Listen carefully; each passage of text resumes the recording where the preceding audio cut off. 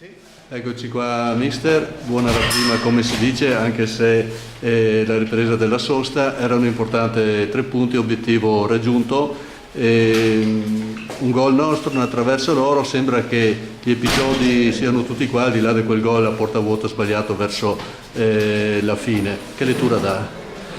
Penso che sia una partita molto accorta, una partita attenta da parte nostra, anche perché non potevamo rischiare niente oggi, eravamo un po' contratti perché certi appoggi, certi disimpegni nel sviluppare il gioco abbiamo sbagliato parecchio, però posso solo ringraziare i miei ragazzi perché hanno interpretato la partita nel miglior modo possibile, sono stati veramente bravi nelle coperture in fase difensiva. E dopo, per quanto riguarda davanti, non era facile a ripartire, troppi disimpegni sbagliati che se riuscivamo a gestire un po' meglio la palla molto probabilmente qualche occasione da gol in più molto probabilmente veniva fuori. Sì, oggi avevamo 2 assenze importanti, Mazzarella davanti e Dei Rossi dietro, ciò nonostante abbiamo tenuto bene in campo, ci abbiamo messo molta foga e probabilmente anche lì il lavoro fatto durante le 3 settimane di sosta qualcosa ha portato. Ma io non parlo delle assenze, parlo dei ragazzi che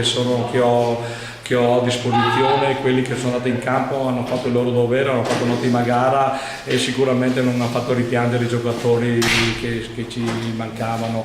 Faccio un applauso a quelli che hanno giocato perché hanno fatto veramente dell'attenzione una grandissima partita. E per chiudere, da qua in avanti si guarderà partita per partita o si guarda in prospettiva facendo una tabellina? No, purtroppo io ho una squadra che non posso guardare oltre troppo in avanti, dobbiamo guardare partita per partita perché dobbiamo cercare di crescere e solo attraverso l'impegno e il lavoro si riuscirà a fare cose buone, altrimenti se stiamo lì a programmare cosa faremo fra qua un mese abbiamo sbagliato, non abbiamo capito niente. Io cerco di guardare al presente, il vede l'ago e ci concentriamo su quella partita là. Bene, grazie mister. Niente, arrivederci.